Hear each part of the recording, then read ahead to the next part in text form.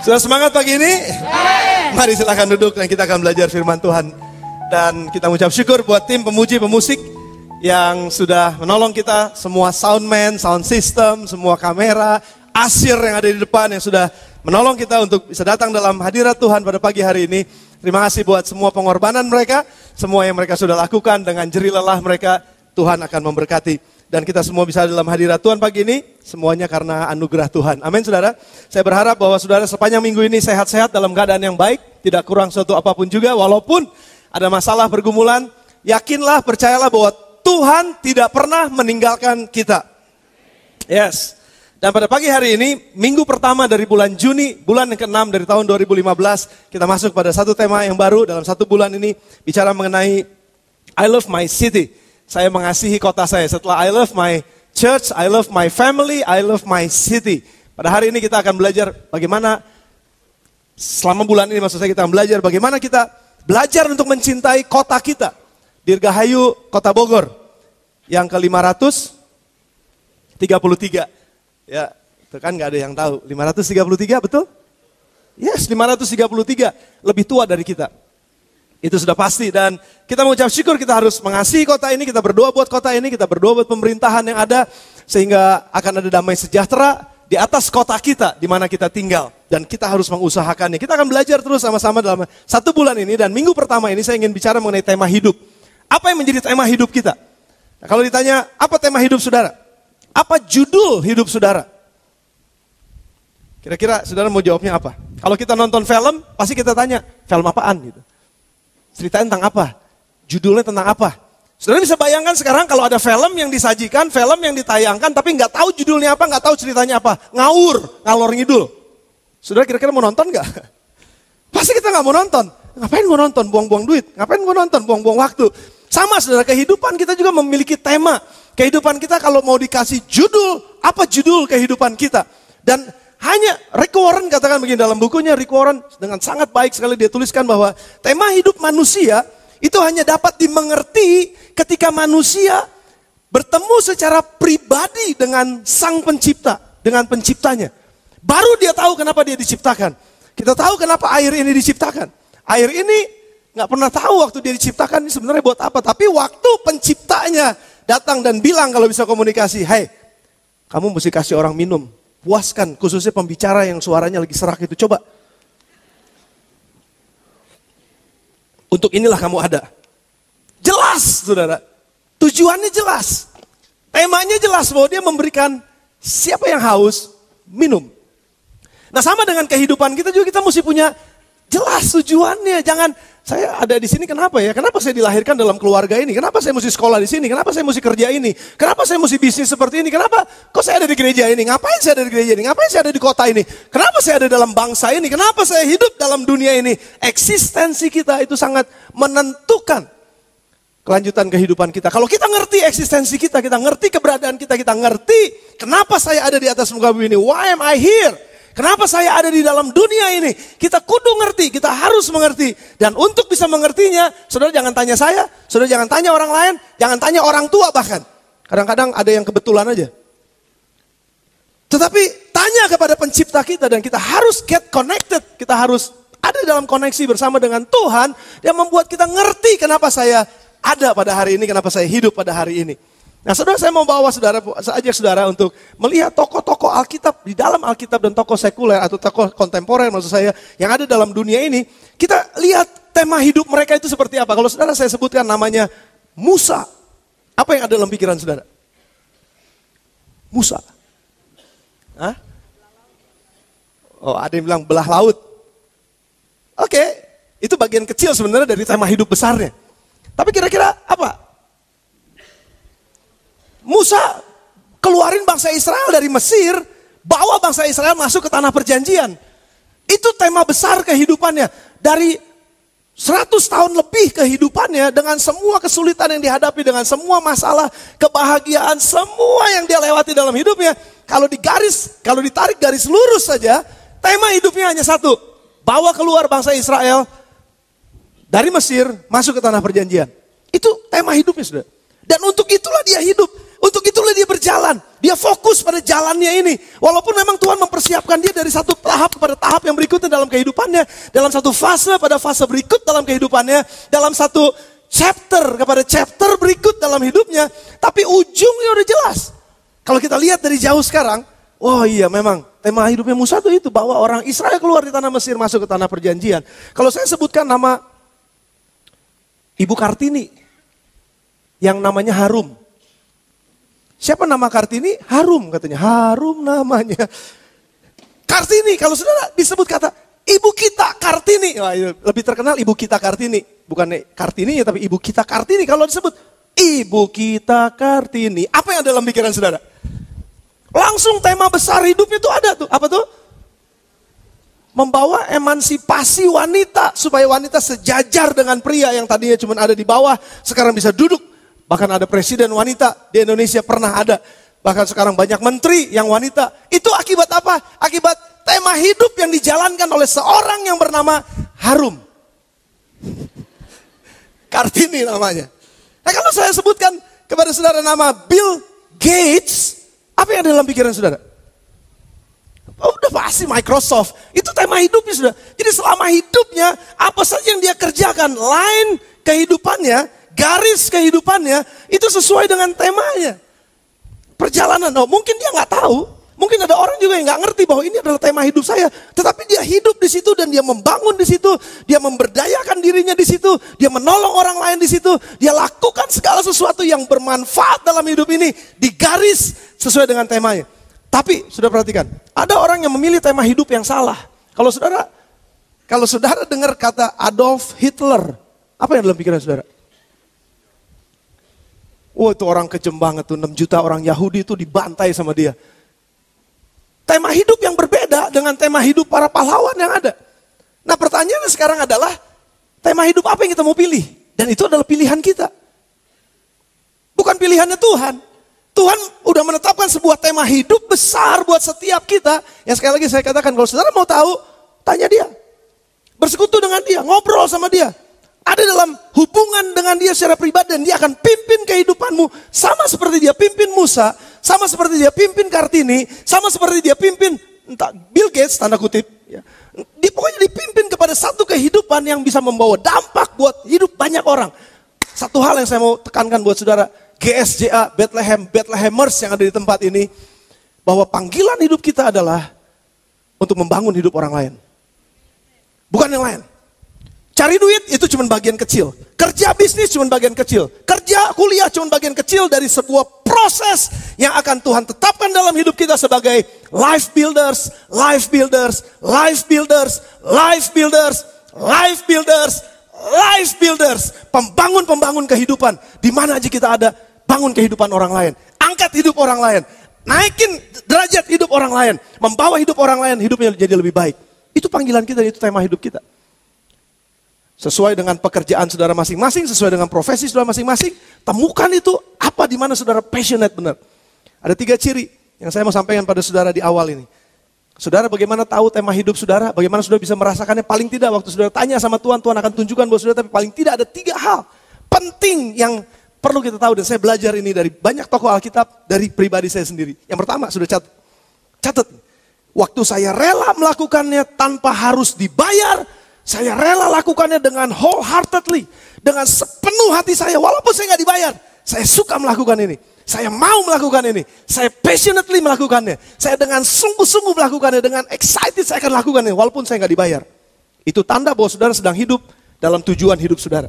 Dalam panggilan hidup saudara maksud saya. Yang kedua, saya tetap semangat melakukannya walaupun banyak masalah.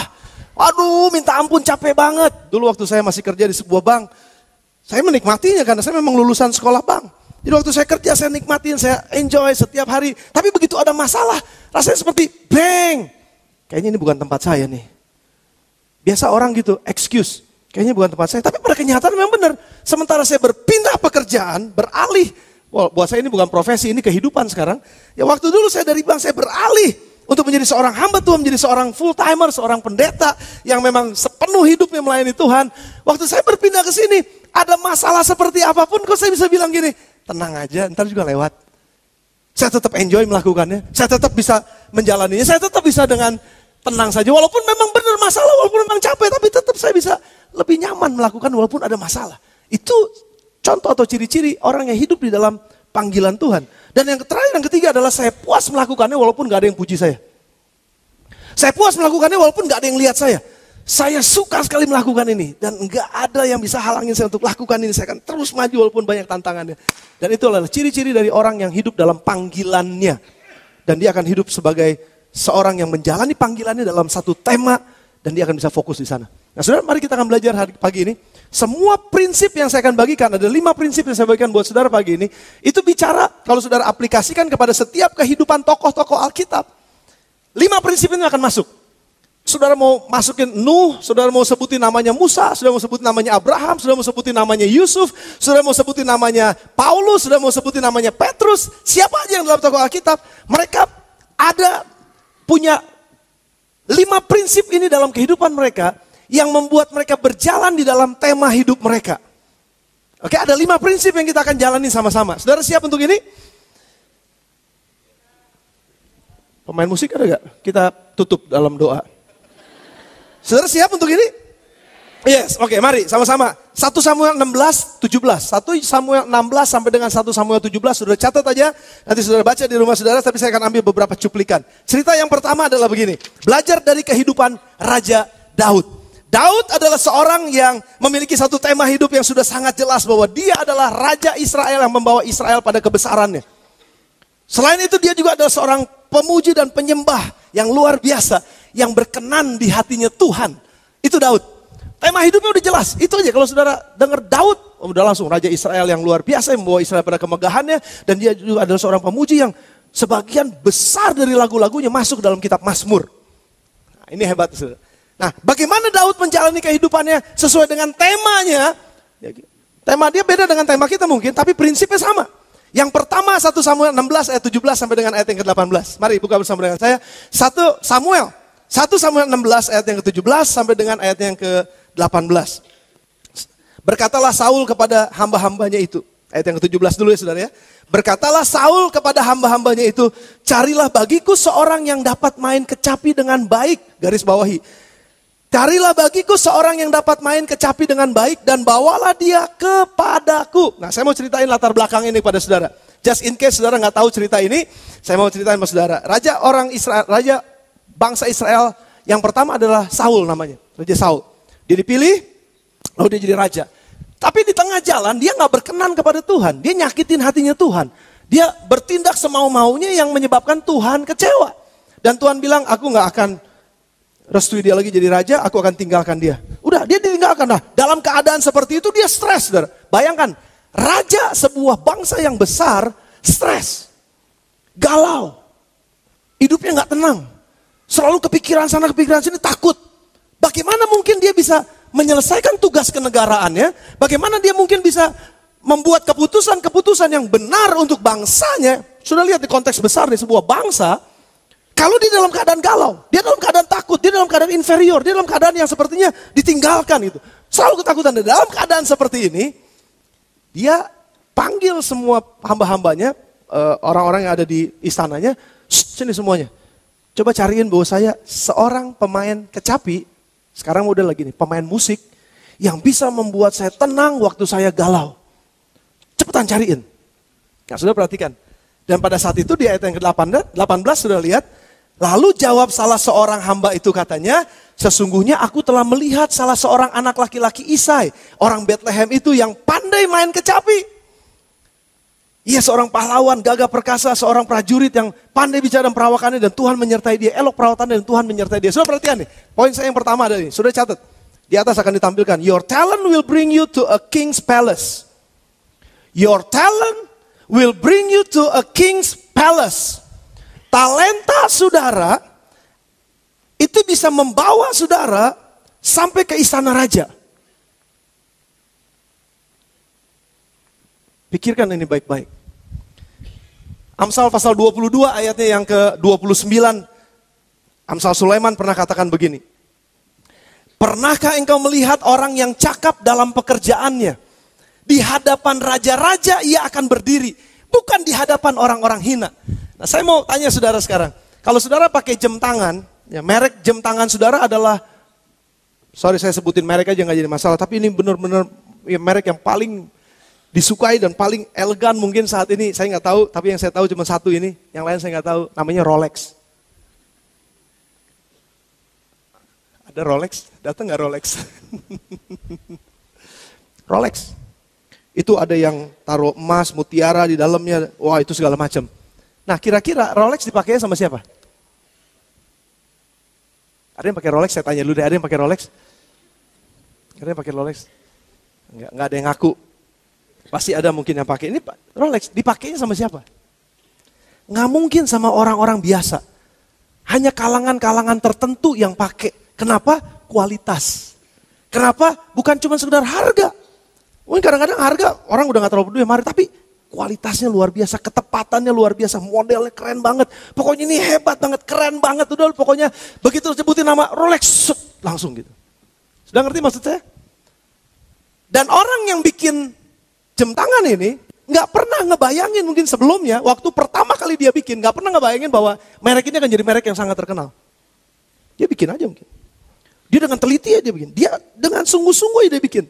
Ya, semua precise-nya, ukurannya, modelnya, semua dibikin. Elegansinya semua. Betul-betul dikerjain dengan sungguh-sungguh.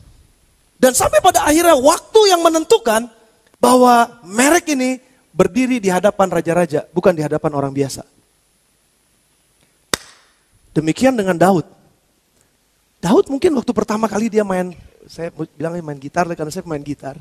Waktu kali pertama main gitar mungkin dia main buat dirinya sendiri. C, A minor, D minor ke C lagi, A minor, D minor ke C lagi. Oh bisa main gitar buat dirinya sendiri. Dan itu mainnya di mana? Di padang gurun yang jauh. Dengan berapa domba? 2 atau 3 ekor domba. C, A minor, D minor ke G. Dia liatin dombanya. 2, 3, E minor, D minor ke G. 2, 3, kok masih 2, 3, dia terus main. Tapi dia nikmatin sendiri, dia belajar. Sudah bayangkan, nggak dalam satu hari Daud main kecapi dan dia bisa duduk di hadapan raja untuk main kecapi. Betul apa enggak sudah? Sudah bayangkan sekarang orang yang punya konser-konser musik yang luar biasa, mereka nggak latihan 1 malam untuk bisa naik ke konser itu. Bertahun-tahun dengan semua latihan-latihan yang dibuat. Tapi talenta yang dia punya, dia nggak pernah bayangkan bahwa talenta itu akan diperhadapkan, akan didudukkan, akan disajikan, akan dipersembahkan untuk seorang raja. Gak pernah kebayang. Saya mau tanya saudara, apa talenta saudara pagi ini? Mungkin saudara bisa sesuatu. Mungkin saudara jago banget bikin bakso kayak Ucup. Bakso Ucup. Saudara mesti beli bakso itu. Dan saya 10% Cup. Ya, dia bikin bakso itu, wah itu talenta yang gak semua orang bisa. Banyak mungkin tukang bakso, banyak mungkin tukang makanan yang lain, tetapi ada satu talenta yang kalau dikembangkan dengan sungguh-sungguh mungkin awalnya cuma sekedar ya ini kan buat cari duit biasa, ya ini cuma buat kerja biasa. Tapi saudara bayangkan kalau itu dilatih terus, kalau itu dipikirkan dengan lebih baik lagi, kalau itu dinikmati, kerjaan saudara dengan talenta yang saudara lakukan mesti dinikmatin. Jangan ngeluh, aduh kok begini lagi, capek deh, begini lagi. Aduh gue udah capek deh, gue gak mau lagi begini. Jangan pernah ngeluh dengan talenta yang Tuhan taruh dalam hidup saudara. Asah itu tajam-tajam, karena kita gak pernah tahu satu saat Tuhan akan angkat hidup saudara dengan talenta saudara. Dan saudara akan berdiri di hadapan raja-raja. Gak pernah tahu. Dari dulu saya selalu berdoa, kita gak pernah tahu ada anak life kid kita hari ini yang kedepannya kemungkinan akan jadi wali kota Bogor. Yang kemungkinan mungkin akan jadi menteri. Yang kemungkinan nanti mungkin akan jadi, nggak pernah tahu. Tapi kalau mereka kerjakan dengan sungguh-sungguh, we'll never know. Kita nggak pernah tahu. Your talent will bring you to a king's palace. Pertajam terus itu. Karena talenta itu sangat berharga. Saya nggak pernah bayangin saudara, waktu Daud dia main musik buat dirinya sendiri, itu lama-lama dia pikir, saya mesti nyiptain lagu buat Tuhan nih kayaknya. Lalu dia mulai nyanyi dan itu mazmur yang sekarang seluruh dunia dari seratusan generasi membaca dan menyanyikannya. Itu dari Daud. Waktu dia persembahkan buat Tuhan, dia nyanyikan buat Tuhan. Dan dia gak pernah tahu sekali lagi bahwa nyanyian ini, lagu-lagu ini bisa membuat seorang raja yang galau menjadi tenang. Dan pada saat Dia lagi main mungkin pelan-pelan, dia nyanyi dan dia dikenal. Suaranya mungkin udah kedengeran kemana-mana. Walaupun mungkin masih belum terlalu populer pada saat itu, tapi dia nyanyi aja. Waktu itu belum ada YouTube, waktu itu belum ada Instagram, waktu itu belum ada Facebook. Dia belum ada, dia cuma nyanyi, nggak ada ya. Mungkin nggak terlalu banyak yang dengar maksud saya, tetapi dia dengan setia terus dia lakukan dan dia nggak pernah tahu satu saat raja membutuhkan, dan waktu raja bilang, aku perlu pemain musik yang canggih, yang hebat, yang bisa menenteramkan hatiku, dan ada satu orang yang datang dan bilang, saya tahu, namanya Daud. Dan dia nggak pernah ngerti, Daud nggak pernah ngerti. Waktu dia main buat sendiri, dia persembahkan buat Tuhan, dan pada akhirnya talentanya dipersembahkan untuk satu kepentingan sebuah bangsa besar dari talentanya. Saya nggak tahu, ada talenta-talenta saudara yang bisa dipakai untuk membangun kota ini. Saya nggak pernah tahu, dan kita nggak pernah tahu. Siapa yang akan berdiri di depan balai kota, siapa yang akan berdiri di depan kementerian A dan B dan C, siapa yang akan berdiri di depan presiden mungkin yang sekarang tinggal di kota Bogor ini. Siapa? Nggak pernah tahu. Tiba-tiba aja diketok-ketok, diteleponin, cup, ada yang nyari bakso. Siapa? Pak Jokowi. Nah loh. Gak pernah tahu, kita gak pernah tahu. Tapi kerjakan itu dengan sungguh-sungguh, karena orang yang cakap dalam pekerjaannya, dia gak berdiri di hadapan orang hina. Dia akan berdiri di hadapan raja-raja. Yang percaya katakan yes. Yang kedua, poin saya yang kedua. Yang pertama, your talent will bring you to a king's palace. Dan yang kedua, your relationship will bring you to a higher level of life. Hubungan-hubungan yang saudara bangun dengan orang-orang di sekeliling saudara, itu akan membawa saudara kepada level yang lebih tinggi di dalam kehidupan saudara. Ayat 18 saya bacain sekali lagi. Dibilang begini, ini ada seorang hamba dari Raja Saul tadi. Lalu jawab seorang hamba itu, katanya, sesungguhnya aku telah melihat salah seorang anak laki-laki Isai yang orang Bethlehem itu, ia pandai main kecapi. Yang dibutuhkan oleh Raja Saul apa saudara? Pemain kecapi. Dan orang ini benar, aku udah lihat seorang yang pandai main kecapi. Seharusnya cukup sampai di situ. Tapi saudara lihat jawaban hamba ini, perkataan hamba ini. Ia bukan cuma sekedar main kecapi pinter, tapi ia juga seorang pahlawan yang gagah perkasa. Seorang prajurit yang pandai bicara. Elok perawakannya, keren banget tuh kayak yang lagi bicara di depan. Dan Tuhan menyertai dia. Sudah perhatikan baik-baik. Tuhan sudah perhatikan. Our relationship, hubungan kita satu dengan yang lain, itu akan sangat menentukan apakah kita bisa naik level dalam hidup kita atau enggak. Hati-hati dengan siapa saudara bergaul. Hati-hati nasihat siapa yang saudara dengar. Maksud saya adalah begini. Si orang hamba ini, saya percaya betul, walaupun ini interpretasi saya percaya betul bahwa orang ini sangat kenal dengan Daud. Dan saya percaya betul juga bahwa dia adalah mungkin salah seorang sahabatnya Daud. Seorang sahabat yang punya hubungan dekat, yang bisa menceritakan lebih dari cuma sekedar yang diberikan. Kalau saudara bertanya tentang siapa seorang yang jago akuntansi misalnya, saya akan sebutkan satu nama. Contohnya saya sebutkan namanya Pendeta Elisa misalnya. Saya nggak cuma sebutkan dia jago akuntansi.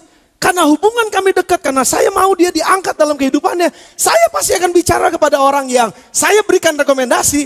Saya akan bilang bahwa Pendeta Elisa bukan cuma sekedar jago akuntansi loh. Tapi dia juga seorang suami yang hebat, luar biasa, setia. Dia juga adalah seorang papa dari seorang papa dari 3 orang anak laki-laki yang sedang bertumbuh dengan luar biasa, anak-anak yang pintar, anak yang diberkati Tuhan. Kepemimpinan dalam keluarganya itu udah nggak bisa diragukan lagi. Selain itu, dia juga keren, tinggi dan besar seperti Raja Saul. Seperti Saul, kalau saya seperti Daud, kamu seperti Saul. Dia tinggi dan dia di atas rata-rata. Pokoknya I'm highly recommended. He is highly recommended. Dia betul-betul rekomendasi, udah saya rekomendasiin penuh. Saya bisa ngomong semua yang bagus tentang dia. Kamu butuh apa? Saya rekomendasiin. Sudah perhatikan, seorang sahabat bisa memberikan rekomendasi yang baik tentang siapa saudara. Tapi bayangkan saudara punya talenta, saudara pinter banget, kerja di kantor, kerja di ini segala macam. Wah, saudara jago banget semuanya. Tapi hubungan sama teman-teman sebelah, minta ampun. Dan waktu ada ditanya, siapa kira-kira yang bisa kita naikin posisi? Nama kita nggak akan pernah ada di dalam list. Kalau kita nggak disukain sama orang-orang di sekeliling kita. Betul nggak saudara? Tapi nama yang akan keluar adalah nama yang disukai. Amsal 22 ayat yang pertama bilangnya apa? Amsal 22 ayat yang pertama sudah catat. Nama baik lebih berharga daripada kekayaan besar. Dikasihi orang lebih daripada emas dan perak. Percuma saudara punya harta, percuma saudara punya kekayaan emas dan perak, tapi saudara gak disukain sama orang. Namanya jelek. Ada orang yang pinter banget, luar biasa. Dia cemerlang, otaknya dia cemerlang, IQ-nya tinggi, kerjain apa aja bisa berhasil. Tapi pada kenyataannya, hubungan dengan sesamanya jelek. Gak ada orang yang mau rekomendasiin dia. Ditolong, boro-boro mau nolong, ngapain gue nolongin dia? Susah. Yang ada guanya susah nolongin dia. Gue gak mau nolongin dia. Gak ada yang mau berikan rekomendasi kepada orang-orang yang hubungannya buruk. Makanya kenapa kita mesti bangun hubungan satu dengan yang lain. Di mana kita bekerja, di mana aja kita ada. Bangun hubungan. Saya dapatkan satu pengajaran yang bagus. Lebih baik memenangkan hubungan daripada memenangkan argumentasi. Ngapain argumentasi, saya jago, saya menang. Tapi hubungan saya rusak. Sama istri, sama suami juga sama. Kalau lagi berantem di rumah, gue mesti menang, argumentasi gue menang. Tapi hubungannya parah. Buat apa menang argumentasi tapi hubungannya rusak? Karena hubungan akan mempengaruhi jangka panjang kita dan seberapa tinggi kita akan naik level. Saudara bisa bayangkan sekarang, kalau saudara bangun hubungan terkoneksi dengan orang-orang yang punya akses untuk bawa saudara naik lebih tinggi lagi dalam profesi saudara, dalam pekerjaan saudara, dalam karir saudara. Saudara bangun hubungan baik dengan mereka, bukan untuk jilat, bukan untuk jadi orang yang munafik, bukan untuk jadi orang yang cari-cari muka dan lain sebagainya, bukan. Tapi memang just hubungan yang kita bangun, hanya saya berbuat baik, saya berbuat apa, saya bisa menerima orang apa adanya. Dan itu bangun hubungan yang pada akhirnya, orang-orang di sekeliling kita bisa merekomendasikan kita naik lebih tinggi lagi. Dan itu salah satu tangan Tuhan yang akan bisa mengangkat kita. Saudara bersama dengan saya? Talenta yang hebat nggak jadi berarti ketika seorang nggak mampu menjaga hubungan baik satu dengan yang lain, dengan teman sejawatnya. Jaga hubungan baik, saudara. Bangun hubungan baik. Relationship is very, very important. Yang ketiga, 1 Samuel. Waktu saya rupanya masih banyak nih. Dan saya udah hampir habis. Tumben. 1 Samuel pasal yang ke-17, ayat yang ke-48 sampai dengan ayat yang ke-50. 1 Samuel 17, 48 sampai dengan 50. Bilangnya apa? Bisa ditayangin? Ketika orang Filistin itu bergerak maju untuk menemui Daud, maka segeralah Daud berlari ke barisan musuh untuk menemui orang Filistin itu. Terus. Lalu Daud memasukkan tangannya ke dalam karungnya, diambilnya sebuah batu dari dalamnya, diumbannya, maka kenalah dahi orang Filistin itu sehingga batu itu terbenam di dalam dahinya dan terjerumuslah ia dengan muka ke tanah. Ayat selanjutnya yang terakhir. Demikianlah Daud mengalahkan orang Filistin itu dengan umban dan batu. Ia mengalahkan orang Filistin itu dan membunuhnya tanpa pedang di tangan. Hanya dengan sebuah batu. Nah, saudara dengarkan ini. Ada poin yang ketiga yang saya mau sampaikan buat saudara. Your daily discipline will carry you to your destination. Your daily discipline will carry you to your destination. Disiplin setiap hari saudara, yang saudara bangun setiap hari, itu akan membantu saudara kepada tujuan hidup saudara. Disiplin sehari-hari. Apa maksudnya? Saudara perhatikan, Daud, dia gak bisa pakai pedangnya Saul, dia gak bisa pakai tamengnya Saul, dia gak bisa pakai baju perlengkapan perang seperti layaknya orang mau perang. Dia gak bisa, dan ini lawannya satu adalah Goliat. Dan satu saat, waktu orang Israel dicemooh oleh Goliat, dan Goliat bilang, mana sini maju satu lawan saya. Gak ada yang berani karena tingginya ya hampir 3 meter saudara. Gedenya berapa ratus kilo. Orang pedangnya aja dibawain. Tamengnya dibawain sama orang. Bisa bayangin ini orang gede kuat luar biasa. Saking gedenya jadi dia gak kuat bawa ininya. Tamengnya sendiri. Tapi Daud mesti ketemu. Daud yang katanya kemerah-merahan. Gak terlalu gede orang yang kemerah-merahan aja gitu. Unyu gitu. Lucu. Dan Daud mesti ketemu sama orang yang seperti ini. Saudara bayangkan ya. Saudara bayangkan. Tuhan gak akan pakai orang yang gak punya kemampuan apa-apa. Sudah gak percaya kayaknya sama saya. Tuhan gak akan pakai orang yang gak punya kemampuan apa-apa. Dan yang gak mau mengembangkan kemampuannya. Betul Tuhan memakai orang yang tidak berdaya. Saya gak berdaya. Tapi paling tidak ada sesuatu yang saya bilang tadi. Talenta yang Tuhan taruh di dalam saya dan saudara. Itulah panitia yang akan dipakai oleh Tuhan.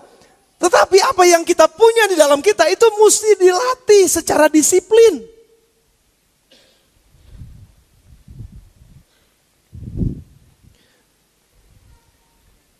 Kalau lagi musim ujian akhir kan sekarang, ujian kenaikan kelas nih anak-anak. Selalu orang tua bilangnya apa? Belajar, nyicil. Jangan nanti begitu besok mau ulangan, gabrek semuanya. Waduh berat banget, cicil. Sudah tahu kata cicil itu artinya apa? Disiplin tiap hari. Sama seperti kita olahraga nih saudara, kita olahraga. Saya masih kuat gak nih?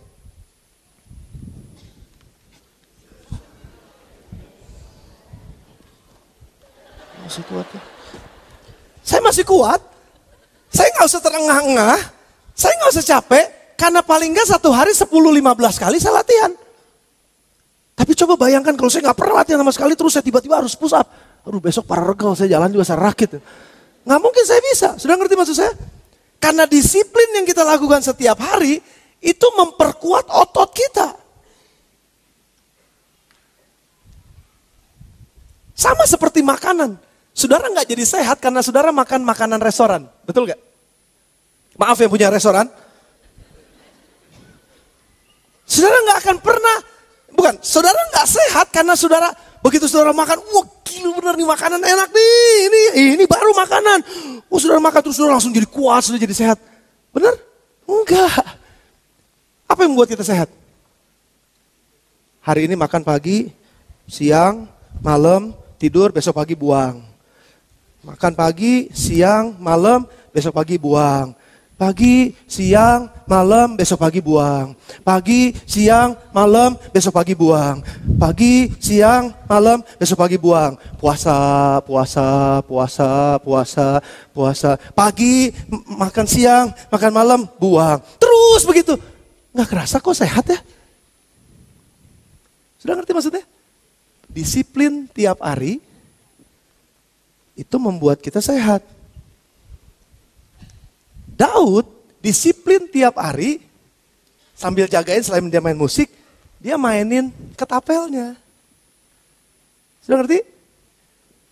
Manggah nih. Set. Puk. Genteng orang dia lari. Wah, salah timpuk. Oke, besok latihan lagi. Saya latihan lagi terus ya. Karena sering latihan jadi tajam. Sering latihan jadi hebat. Sering latihan jadi terlatih. Bukan karena Daud tidur-tiduran, nyanyi-nyanyi menyembah Tuhan terus tiba-tiba ngelihat Goliat diambil ini langsung. Goliat bisa begini, nggak kena. Bisa. Tapi Goliat nggak punya kesempatan untuk nyelak karena Daud udah lebih canggih maininnya. Kecanggihan dia bukan hanya karena Tuhan menyertai dia, tapi karena dia udah latihan dulu. Dan Tuhan pakai apa yang dilatih setiap hari untuk mempermalukan musuh. Set.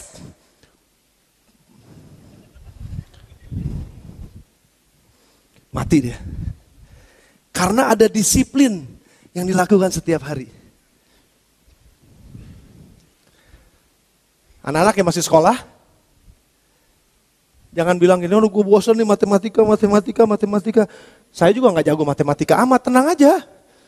Santai aja, latihan aja setiap hari. Ya apa yang dikasih kerjain aja setiap hari terus aja. Nanti tiba-tiba gak kerasa bahwa kita udah terbiasa melakukannya dan wah masalahnya dilewati kok dengan mudah. Your daily discipline will carry you to your destination. Disiplin sehari-hari saudara akan membawa saudara kepada tujuan hidup saudara.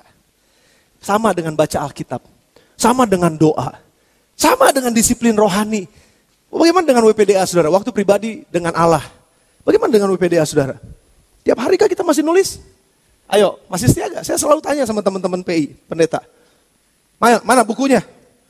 Nulis gak setiap hari? Saya paksain diri saya sendiri, saya nulis. Nah karena setiap hari gak harus khotbah, saya gak khotbah, saya tetap belajar kok. Saya gak khotbah, saya tetap baca Alkitab tiap hari, saya gak khotbah. Saya nggak harus ngajar seperti ini, saya tetap merenungkan firman Tuhan. Bahkan di toilet sekalipun. Seperti yang saya sering ceritain sama saudara. Saya tetap lakukan disiplin rohani itu. Sehingga pada saat saya harus khotbah, saya siap dengan apa yang harus saya sampaikan. Sudah ngerti maksudnya? Kita harus selalu siap dengan cara latihan setiap hari. John C. Maxwell pernah bilang itu yang membuat saya nggak pernah lupa. Apa yang dia lakukan? Ada berapa hal yang dia lakukan. Dan 3 hal ini yang terus-menerus dia lakukan. Yang pertama, setiap hari dia baca. Entah 5 menit, 10 menit, pokoknya ada aja yang dia baca. Yang kedua, tiap hari dia merenungkan apa yang dia baca. Setiap hari dia renungkan, dia berpikir keras. Dia merenungkan, dia kembangkan cara berpikirnya. Setiap hari. Entah mau 10 menit, 15 menit, setiap hari pasti itu dia lakukan. Dan yang terakhir, dimanapun dia ada, dia punya note, dia punya catatan. Yang dia selalu catat, begitu ada pemikiran bagus dia catat, pemikiran bagus dia catat. Dan hari ini, dia mungkin salah satu penulis terbanyak dan terlaris mengenai kepemimpinan di dunia ini, pada generasi ini sekarang. Kebiasaannya apa? Baca, renungin, tulis. Besok pagi baca, renungin, tulis. Enggak harus nulis buku, enggak. Baca, renungin, tulis. Begitu udah banyak tulisannya, dia mulai bukukan. Set, jadi satu buku lahir. Enggak harus duduk 15 jam, 20 jam, bersama baca segala macam, renungin dia harus nulis apa. Enggak. Dari kecil-kecil latihan. Dan itu membuat dia menjadi seorang yang luar biasa. Sudah ngerti maksud saya? Yang keempat. 1 Samuel 17 ayat 28 dan ayat yang ke-33. Saya mulai dengan pernyataan saya ini. Your life journey will be disturbed by different voices. Kemungkinan besar perjalanan kehidupan kita akan diganggu, akan direcokin, akan diterobos, akan dihalang-halangi oleh suara-suara yang berbeda dengan suara Tuhan. Dengan kebenaran Tuhan akan diri kita.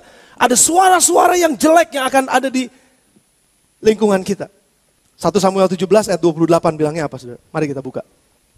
Ketika Eliab, kakaknya yang tertua, ini di medan perperangan nih, saudara. Karena Daud disuruh kirim makanan sama papahnya untuk saudara-saudaranya.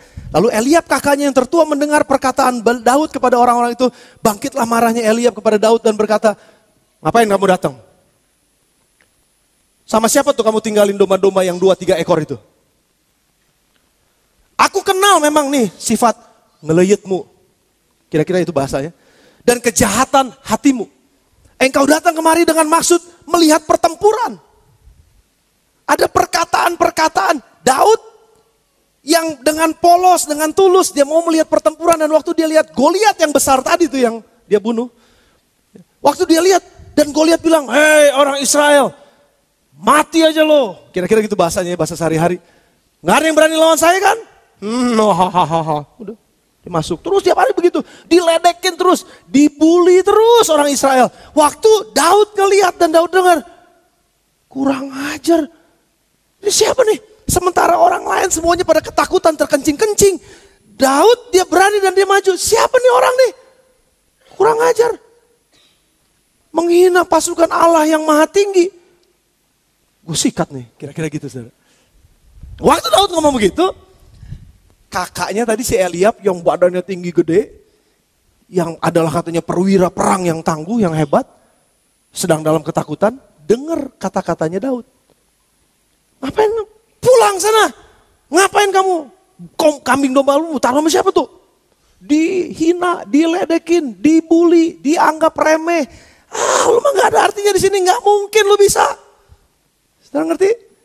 Dalam perjalanan kita menuju tema hidup kita, seringkali banyak perkataan-perkataan itu. Lu mah udahlah, siapa sih lu? Oh, punya masa lalu aja jelek gitu kok. Ngapain? Nggak mungkin lu nggak bisa maju, nggak mungkin bisa. Ditambah lagi dengan perkataan ayat 33. 1 Samuel 17 ayat yang ke-33. Tetapi Saul berkata kepada Daud, waktu Daud berhasil ketemu sama Raja Saul, dan Daud bilang, saya akan lawan itu Goliat. Lalu Saul bilang sama Daud, tidak mungkin engkau dapat menghadapi orang Filistin itu untuk melawan dia, sebab engkau masih muda. Sedang dia sudah sejak dari masa mudanya telah menjadi prajurit. Kamu mah, udah mendingan pulang, ngapain kamu mati percuma nanti. Dia mau udah dari dulu, udah jadi pahlawan, dia jadi panglima, udah dulu kamu mah, udah pulang deh. Saudara pernah dilecehkan oleh orang? Apakah saudara pernah dianggap remeh oleh manusia? Apakah saudara pernah dianggap Atau dilihat sebelah mata oleh orang di tengah-tengah saudara, atau mungkin orang tua saudara. Atau mungkin teman-teman saudara. Dan Daud, saya berpikir, kemungkinan besar dia bisa bilang begini, udah bagus tuh gue pengen tolongin. Lu ledek gue, ya udah gue pulang. Bisa gak saudara? Bisa aja. Dan dia bisa marah, dia bisa tersinggung. Tapi dengar saudara, saya pernah ingat kata-kata Cinonon kuat banget. Kamu gak bisa membiarkan burung terbang di atas kepalamu. Tapi kamu bisa melarang burung. Kamu gak bisa melarang burung terbang di atas kepalamu. Tapi kamu bisa melarang burung bikin sarang di kepalamu. Orang bisa ngomong macam-macam tentang hidup kita. Orang bisa ngomong macam-macam, wah lu gak mungkin bisa dah. Wah keluarga lu juga ya begitu, gak mungkin dah. Lu gak mungkin berhasil. Lu mah orang, udahlah. Orang, kita gak bisa larang orang ngomong apapun yang jelek dan menjelekan kita. Tapi ingat saudara, kita bisa melarang mereka untuk mempengaruhi hati kita. Dan waktu ada omongan-omongan seperti itu, tergantung respon kita maunya apa, itu maksud saya. Waktu saya bilang, no, kamu bisa bilang masa lalu saya. Fine, memang saya punya masa lalu yang gak bagus. Tapi saya gak pernah mau hidup lagi di masa lalu karena saya hidup untuk masa depan saya. Dan Tuhan udah bilang bahwa masa depan saya adalah masa depan yang penuh dengan harapan. Masa depan saya adalah masa depan yang kilang gemilang. Bahwa saya adalah orang yang lebih daripada pemenang. Udah, itu masa depan saya. Masa lalu saya memang mungkin buruk, memang mungkin jelek. Tapi kalaupun orang ngomong tentang masa lalu saya, goodbye masa lalu. Saya udah gak hidup di sana. Saya hidup di masa ini dan saya hidup untuk masa depan. Dan saya akan lanjutkan hidup saya. Saya akan lanjutkan perjuangan hidup saya untuk mencapai apa yang Tuhan mau atas hidup saya. Saya gak mau lihat ke belakang. Saya mau lihat ke depan. Daud bisa aja jadi negatif. Tapi sudah bayangkan kalau Daud negatif pada hari itu, momentumnya lewat. Dia gak akan pernah bisa dilihat sama bangsa Israel mengalahkan Goliat yang besar. Dan dia gak akan pernah dapat hati di hatinya, tempat di hatinya bangsa Israel. Karena dia mengalahkan Goliat. Pada saat itu kalau dia pulang, habislah sudah masa depannya.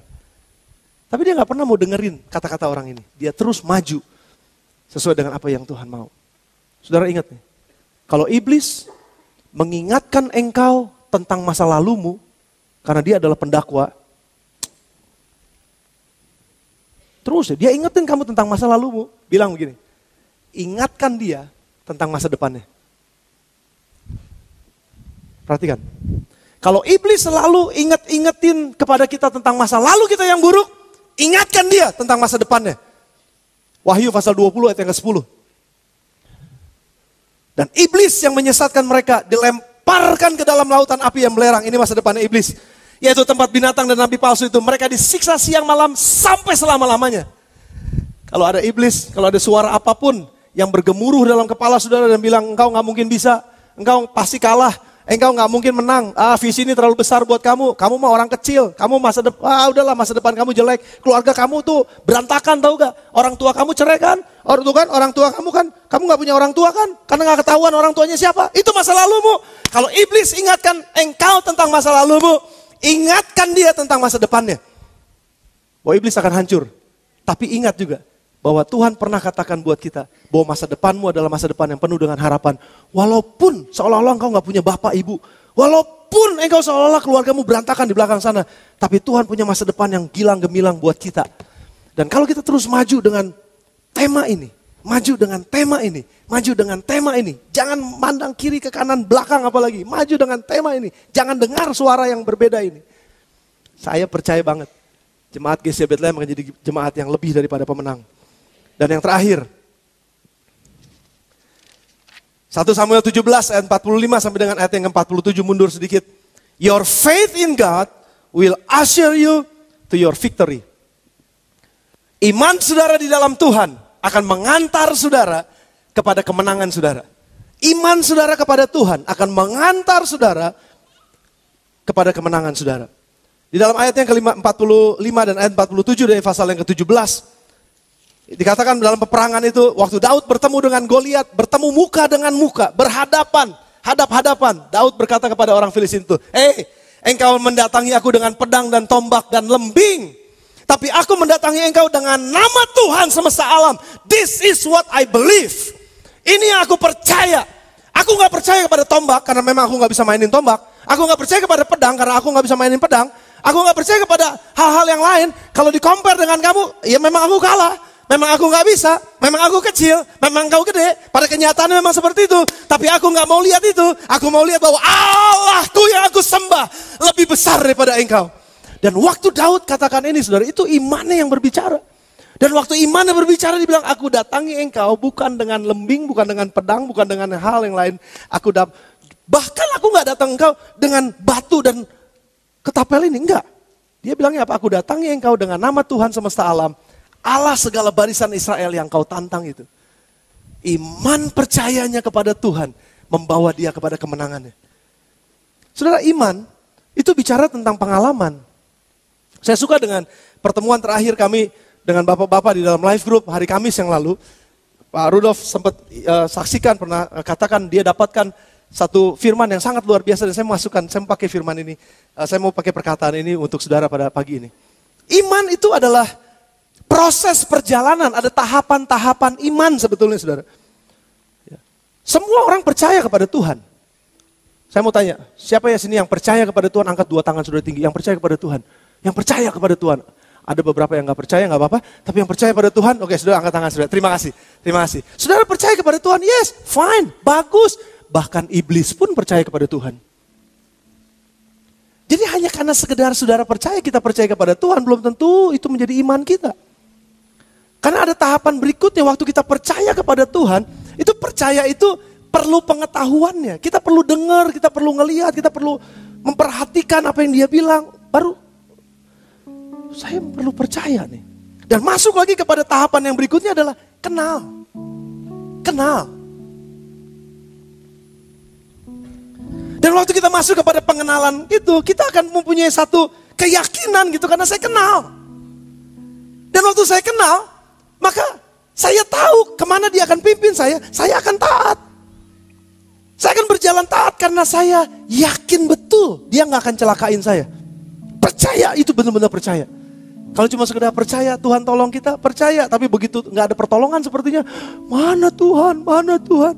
Percaya Tuhan sembuhin, percaya. Tapi waktu gak ada kesembuhan, mana gak ada kesembuhan, saya gak percaya. Percaya gak cuma sekedar percaya, bukan. Tapi berani gak kita menyerahkan hidup kita dan mempercayai hidup kita ke dalam tangannya. Ada satu cerita klasik. Saya tutup dengan ini. Cerita klasik banget waktu saya masih live kid. Tapi membekas. Ada seorang akrobatik yang sangat luar biasa. Dia membentangkan tali yang begitu panjang. Itu di Niagara. Satu lembah yang air terjunnya tuh terbesar di dunia. Ya, dari satu titik kepada titik yang di bawahnya ini semua air, dan itu air deras luar biasa. Dia jalan. Karena dia akrobatik, dia jago, dia jalan, dia santai. Tidak jatuh, semua orang tepuk tangan. Wow, sampai di ujung dengan selamat, semua orang tepuk tangan. Ya. Percaya bahwa saya bisa balik lagi? Percaya. Dia balik lagi. Sekarang bukannya cuma sekedar jalan, dia lari. Bukan cuma sekedar lari, dia lompat gini, terus. Wah, orang makin percaya bahwa saya bisa balik lagi, semuanya udah percaya. Lalu dia bilang begini, ada yang mau ikut saya? Ada yang mau ikut saya? Katanya percaya saya bisa. Ada yang mau ikut saya? Ternyata gak ada sudah. Ditungguin lama gak ada. Aduh, dia masa gak ada yang percaya? Berarti kamu gak percaya sama saya. Terus tiba-tiba ada seorang anak kecil lari. Dia naik dan dia bilang, saya percaya. Saya mau ikut. Beneran ya? Oke. Gendong sudah. Gendong di belakangnya.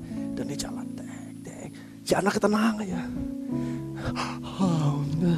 Dia tertidur terus dia jalan sampai di ujung. Semua orang tepuk tangan. Wah, rame. Wah, semua orang kagum.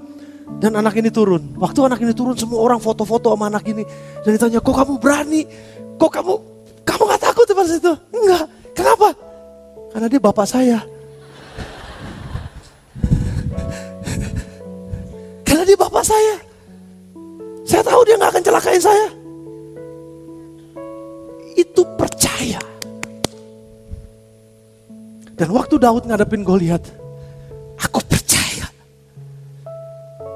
Bukan aku cuma sekedar bilang aku percaya. Iman kosong. Aku percaya karena pada saat aku jaga domba-dombaku, waktu aku nyanyi, tiba-tiba ada harimau, aku berseru kepada Tuhan, dari manakah datang pertolonganku? Pertolonganku ialah dari Tuhan yang maha tinggi. Gak ada yang lain, pertolonganku dari Tuhan. Tolong, dia ada harimau seperti apa? Diberikan keberanian oleh Tuhan, keyakinan bahwa Tuhan tolong. Dia tangkap harimau, dia pegang janggutnya, dia sobekin janggutnya, mati loh.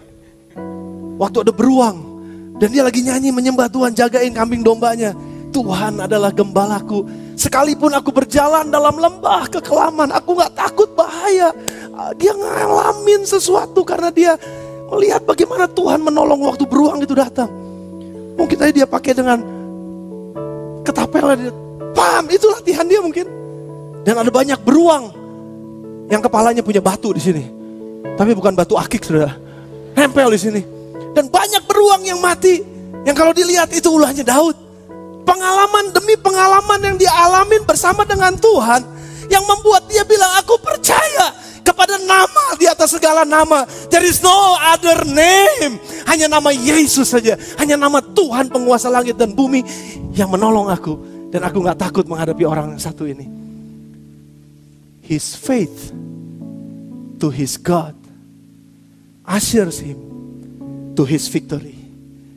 Iman saudara kepada Tuhan itu akan membawa kemenangan dalam hidup saudara. Ada 5 poin yang saya mau sampaikan buat saudara pagi ini.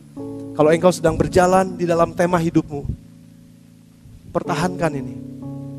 Apa yang menjadi talenta saudara? Latih itu. Gak pernah tahu kita akan bisa sampai di istana raja. Gak akan pernah tahu. Dan waktu saudara bayangkan, Tuhan, saya harus pakai talenta saya ini di mana? Sudah kerjakan dengan sungguh-sungguh. Bangun hubungan saudara satu dengan yang lain. Good network, good relationship satu dengan yang lain. Bangun hubungan itu, saling kasih, bisa nerima orang, bisa ngertiin orang lain. Bangun hubungan itu sebaik-baiknya. Karena akan ada rekomendasi yang mereka keluarkan untuk kemajuan kita berikutnya. Dan kalau ada di antara saudara juga yang berpikir bahwa ngapain saya lakukan ini ya? Udahlah sekali-sekali aja. Nanti aja kalau saya mau pelayanan baru saya latihan. Nanti aja ya kalau saya mau khotbah baru saya belajar. Nanti aja ya kalau saya mau ujian baru saya buka-buka buku. No, latihan tiap hari, disiplin tiap hari. Ko Ferdi bilang SKS barusan. SKS itu apa? Sistem kebut semalam ya? Iya, latih aja, disiplinnya terus. Saudara gak akan pernah tahu karena saudara sedang melatih otot saudara. Dan kalau ada suara-suara yang masuk yang gak sesuai dengan firman Tuhan, yang membuat saudara down, yang membuat saudara jatuh, jangan dengarkan itu pasti bukan dari Tuhan. Tapi balik lagi kepada firman Tuhan. Apa yang janji Tuhan katakan buat kita. Berjalan di atasnya. Dan yang terakhir, taruh percaya saudara melalui pengalaman setiap hari bersama dengan Tuhan. Yang membuat saudara kenal dia dan berani menaruh hidup saudara di tangannya. Walaupun kadang-kadang itu berbahaya. Tapi saudara percaya betul Tuhan gak akan pernah membawa kita kepada lembah maut dan membiarkan kita mati. Jatuh sampai tergeletak, enggak. Dia akan angkat kita, dia akan kuatkan kita. Percaya kita akan membawa kepada kemenangan kita. Tutup mata saudara sebentar. Tundukkan kepala saudara.